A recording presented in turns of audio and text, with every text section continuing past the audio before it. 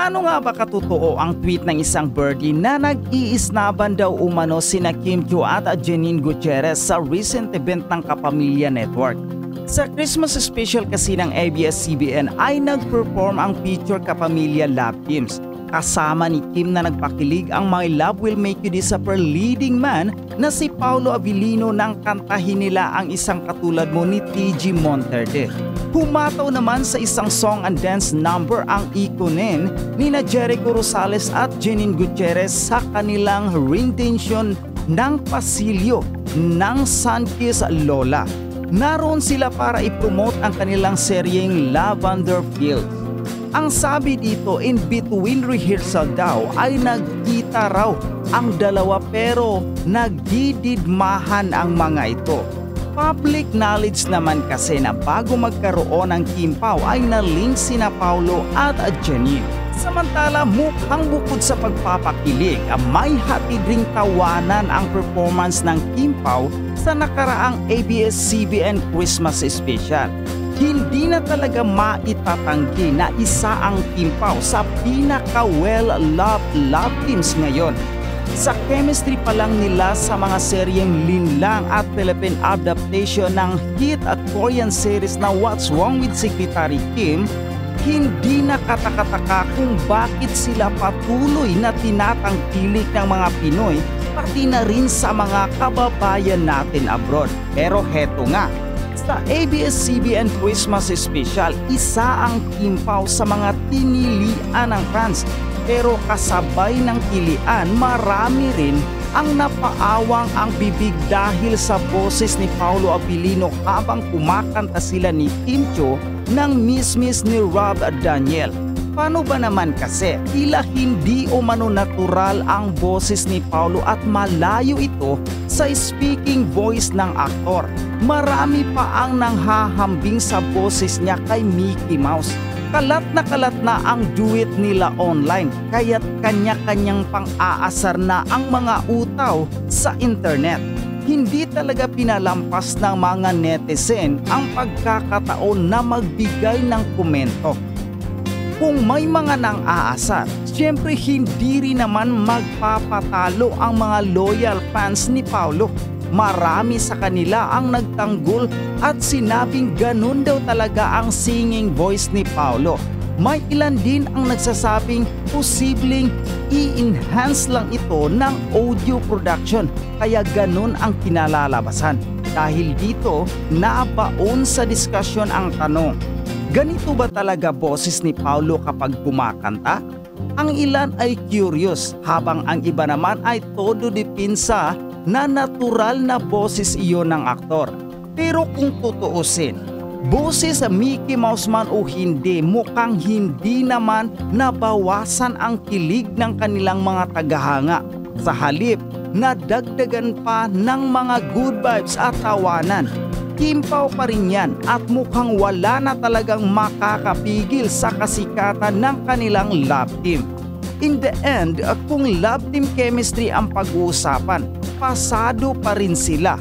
Naghatid ng kilig, kasiyahan at konting tawanan.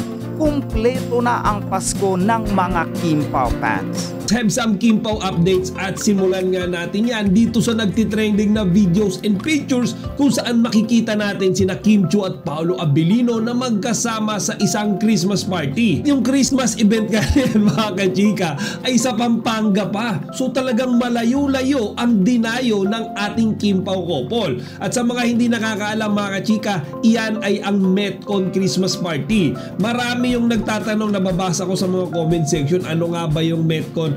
Mga chika, ang Metcon means metabolic conditioning. So yan mga kachika, no? Christmas party ng Metcon, ibig sabihin yan yung mga miyembro ng metabolic conditioning group dito sa Pilipinas. And as we are all aware mga kachika, sila yung grupo na talaga namang hapit na hapit pagdating sa physical activities. Diba? Kagaya nung Green Method, mga chika, yung samahan naman ni Kimi tsaka ni Paolo na talagang laging nagwo-workout, diba? Lagi silang nagsicycling. And for me mga kachika, ito ito na yung parang nagiging bonding time ng Kim Pao eh. Di ba mapapansin natin may mga araw na sunod-sunod yung workout nila ng magkasama. And then sa mga videos and pictures makikita natin na nag-uusap sila, nagtatawanan, and most of the time mga chika sabay nilang ginagawa yung routine nila sa araw-araw. So nakakatuwa yan mga chika. Actually ang tawag nga natin yung mga Kim Pao fans dyan ay workout date. Diba? Umaga after nila mag-workout, after nila mag-gym, mag-cycling, diretso coffee or diretso kain sila.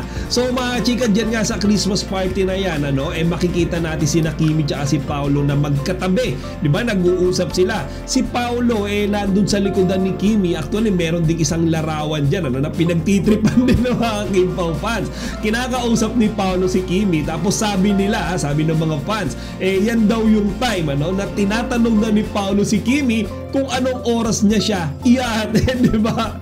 Yung parang sabi daw dyan ni Paolo o Kim, or babe, or di ba palangga, anong oras kita ihahatid, anong oras tayo aalis, anong oras tayo uuwi. It's just unfortunate mga chika na talagang limited lang yung mga pictures na nakita natin dyan, pero okay lang yan, basta alam natin na magkasama dyan ang Kim Pao, alam natin na nag-uusap sila, magkatabi sila sa table, okay na yun mga chika. Actually meron din silang group picture dyan mga chika kung saan makikita rin natin na kasama ng Kim Pao yung kanilang mga workout buddies, yung green method niya. And then nandyan din mga chika si Drew Arellano tsaka yung anak niya. So feeling ko mga chika talagang medyo malaki etong samahan nila sa Metcon. Hindi na ako nagulat na talagang in-invite nila ang Kim Pao dyan kasi we are all aware na sobrang physically active din ang dalawa mga chika. Actually just 2 days ago mga chika, di ba doon sa ginawa kong content, meron tayong videos and pictures na magkasama nag-workout ang Kim Pao. Guusap sila doon mga kachika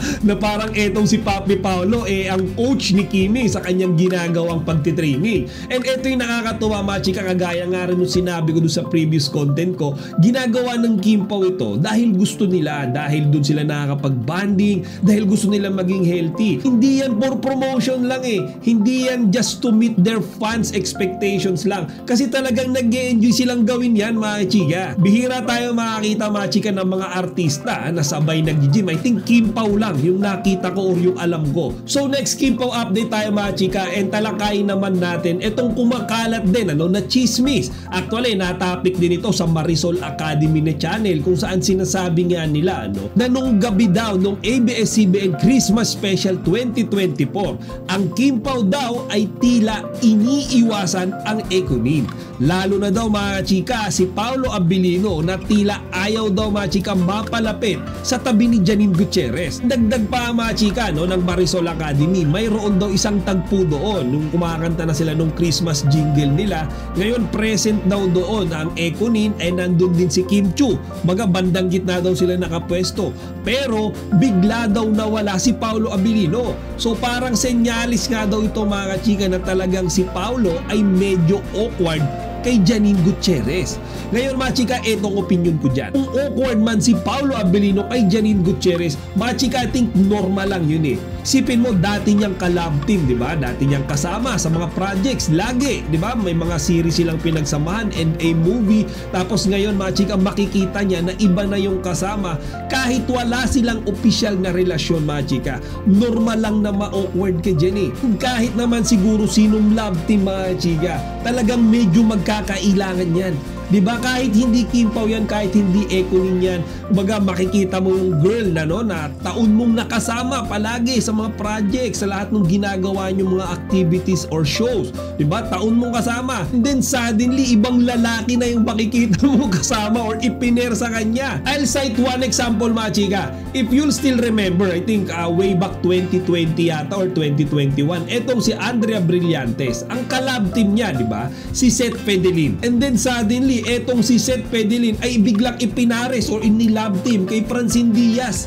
Kaya nga mga chika, di ba napabalita na nagkaroon din ng awkwardness between Andrea and Francine dahil nga dyan mga chika sa palitan ng love team na yan. Kaya mga chika, yung nangyari nga sa Kim Pao tsaka sa Econin, tinatanggap ko naman, talagang napansin ko rin personally na medyo nagkakaiwasan sila. Pero mga chika, yan yung bagay na hindi na dapat natin pinalalaki.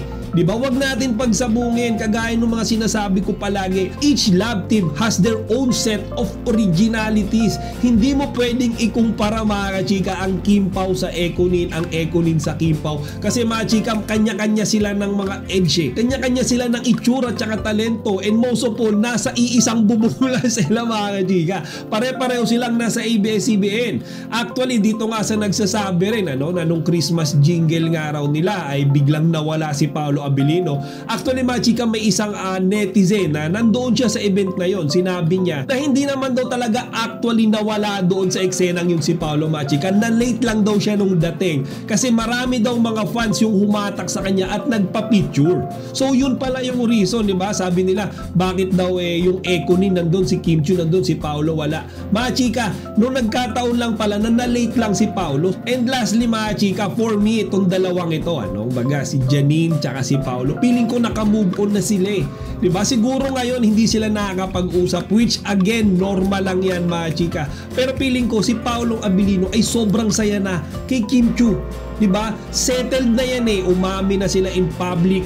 Alam ng lahat yan. Ibinuking na yan ng kanilang mga close friends. Kumbaga mga chika, nakahinang na ang Kim Pao. Janine Gutierrez mga chika, upon seeing her that night, mukhang masaya na rin naman siya sa piling ni Jericho Rosales. Diba? Kumbaga, medyo matagal-tagal na rin silang nagkakasama ngayon sa series nila. Diba? Na Lavender Fields. Makikita natin na mukhang okay naman silang dalawa ngayon. Hindi lang natin masabi mga chika kung talagang mayroon na silang official na relasyon kasi di ba ang huling balita ay parang nasa ligawan period sila, and hindi rin natin masabi kung yun ba ay for promotion lang or tinotoonan nila. Kaya mga chika, kung may mga event ulit na darating kung saan magkakasama ang Kim Pao tsaka Ekonin, sana wag na natin masyadong palakihin or gawing big deal kung silang dalawa man ay nag-iiwasan, lalo na si Paolo tsaka si Janine, kasi nga again, this is very normal. Para sa akin, in their own time mga chika, darating at darating din yung time na yan si Paolo Abilino at si Janine Gutierrez ay mag-uusap na rin ulit.